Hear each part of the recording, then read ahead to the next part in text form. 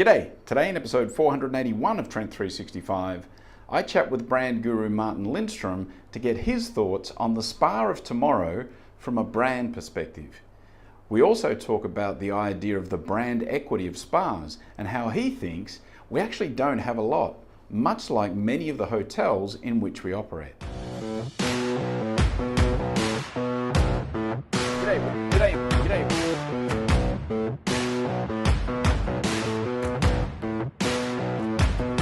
One of the things that I'm kind of big on too is that the hotel spa of tomorrow is maybe only 20% of what the hotel spa is today.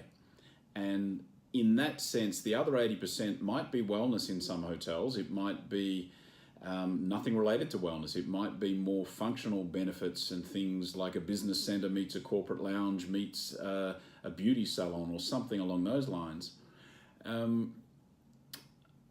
I guess my question is really, with that, is it possible to have a brand? Because right now, spa, most people know what a hotel spa is. They pretty much know what they're going to find when they go into a hotel spa.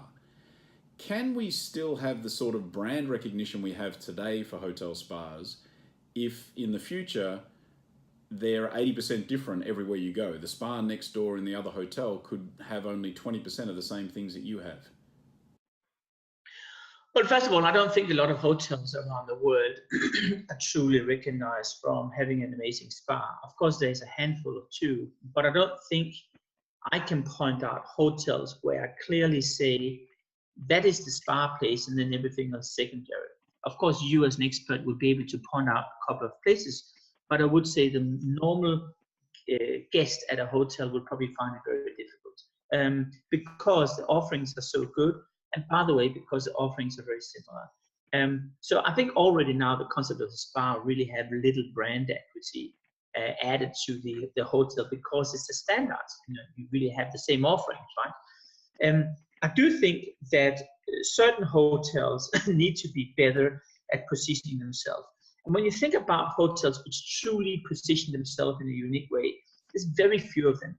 You can take the Hotel Safari in Vienna, in Austria, which is well known for its chocolate and its cake, right? That's a very clear proposition. You can take the Peninsula Hotel in Hong Kong, which is well known for the afternoon tea. Okay, very clear proposition. You can take the P-Docky Hotel in Memphis, Tennessee, which is well known for docking going through the lobby.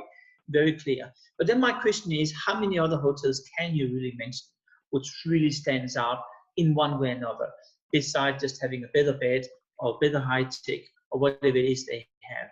And what you probably will very quickly conclude is there's a very little differentiation between hotels. And the reason why is because people are not necessarily willing to pay for it. Or even worse, management don't think consumers or guests are willing to pay for it. And therefore it becomes this watered down average of an average model. And so what I'm saying to you is that yes, wellness can stand out, but it can only stand out if the hotel adopt that entire mindset. And that means every touch point in the hotel live the concept of wellness. That is not like you go into a hotel which is all about eating chocolate cakes and having champagne and drinking. And then you go into one little room which is all about wellness, and then we want to be the best in wellness. That does not work.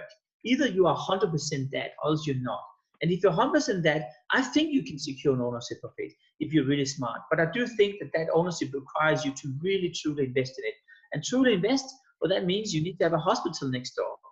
It means you have to have doctors on site.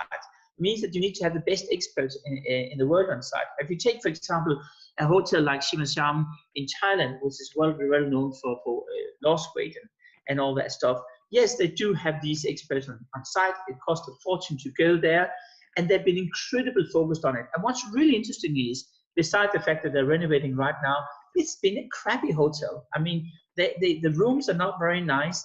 The site is worn down, but people still pay $1,500 to $2,000 a night to stay there, basically just to eat a little bit of food and go through a painful period of losing weight. And so what I'm saying is focus is really required. And I don't think a lot of hoteliers are willing to truly focus and gamble everything on that dimension. Make your mark.